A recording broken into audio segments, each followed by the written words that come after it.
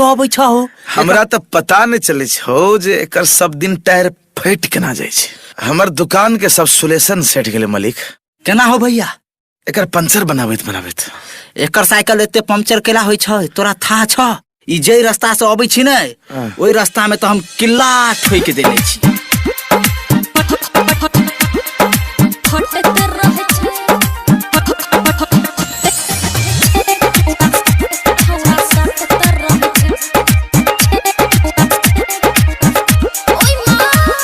चढ़ी साइकिल छौड़ा मांगे छे दिल बीच रोड घुस गेले 3 इंच वाला कील।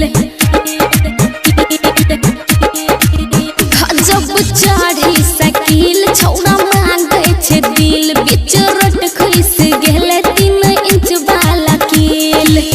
हरदम लव यू रटत रहे छे, हरदम लव यू रटत रहे छे।